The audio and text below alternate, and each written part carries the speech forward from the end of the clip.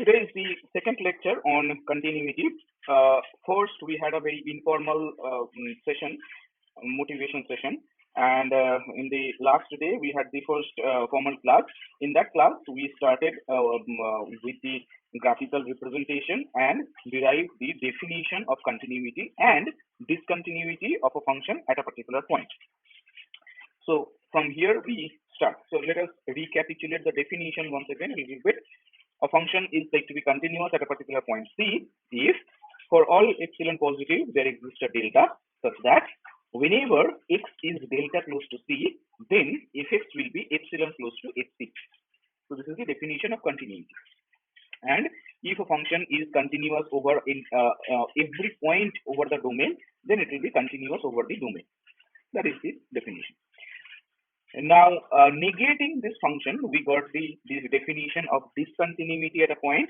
So, a function will be discontinuous at a point C if there exists a violatory epsilon naught such that for all delta, there will exist a violatory point x delta in the delta neighborhood of C such that fx delta minus fc will be greater than or equal to epsilon naught. That is, x delta is delta close to C, but fx delta is not epsilon not close to fc. That is the definition of discontinuity. Fine. So from here we start. This first remark, we will start from a few remarks today. The first remark we actually had mentioned in the last class, that if C is a limit point of the domain, which is there in the domain as well, then if f is continuous at C, if and only if limit of fx as x tends to C is equal to fc. And this is very evident from the definition. We can call that this statement will imply that limit of fx as x tends to C is equal to fc just only after we add the condition that C is also a limit point of D and belongs to D. Continuity depends on the functional value. Limit does not depend on the functional value at that particular point. We do not need the function to be defined at that point to talk about the limit of the function at that point. But continuity, we definitely require that.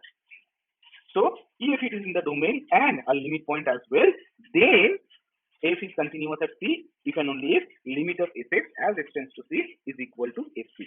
Next one. Delta depends on both epsilon chosen and the concerned point C. That is why this is often called pointwise continuous. The delta in the same way depends on epsilon, there is no doubt about that. But at the same time, delta depends on the point chosen as well. Okay, so delta for a point C would be different from delta from a point D. Next, if for a given epsilon positive, there is one delta which works, then all delta dash such that delta dash is small, all those positive delta dash such that delta dash is less than delta works. Thus, this delta is far from being unique. Over here, in this one, this C minus delta to C plus delta, C minus delta to C plus delta. This one, if this delta is working, so this portion is your delta. So C to C plus delta, this much is your delta.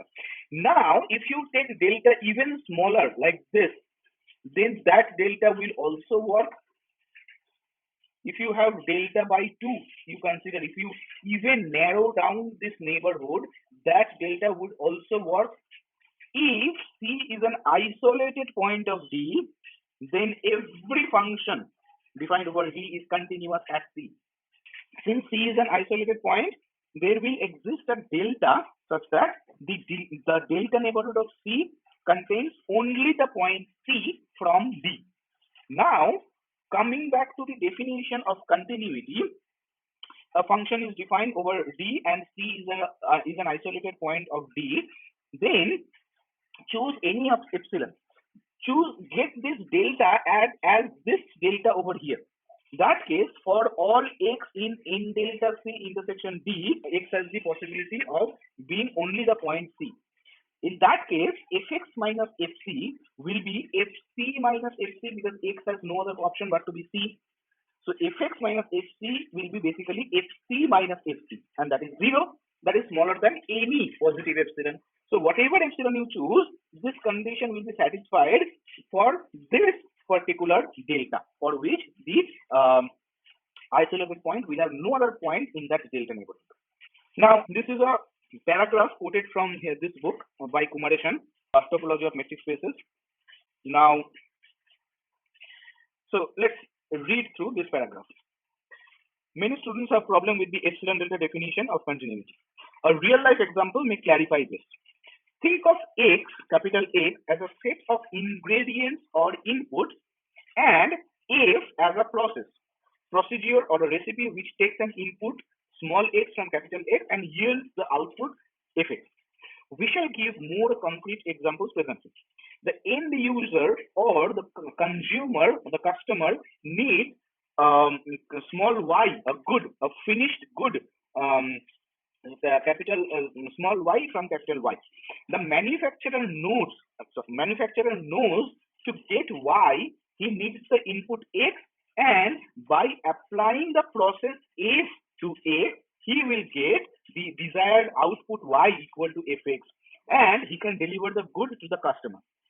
But what happens in real life is that there is no guarantee the input will be exactly or precisely the X needed for the process F. The consumer also realizes this, and he therefore sets a tolerance level of error. He says that what the manufacturer delivers is within this error tolerance, say epsilon, with respect to some measurement, he will accept the delivery. Now the onus is on the manufacturer. From the experience, he may know that if the input x dashed is within delta distance from x, the process will produce Fx dashed, which may meet the acceptance level of the consumer. Thus, the error tolerance epsilon of the output is given, and then we find the error tolerance delta of the input. So we choose epsilon first, and then we find the delta. Epsilon is our allowed tolerance level by the consumer, and we as a manufacturer, we determine delta so that we can stay, our finished goods may stay within that prescribed error bound by the customer on the finished products. A few examples. A constant function is always continuous. Fx minus fc both are constant, same constant, so their difference is always 0, and that is smaller than any epsilon, any positive quantity. So whatever epsilon you choose, whatever delta you choose, doesn't matter. Fx minus fc will always be smaller than epsilon, because fx minus fc will always be 0. The identity function x going to x is continuous. Okay, so keep this one as an exercise. Show that the identity function x going to x is continuous. So for any choice of epsilon, you will get a particular choice of delta, such that this statement will be true if you choose fx to be the identity map x.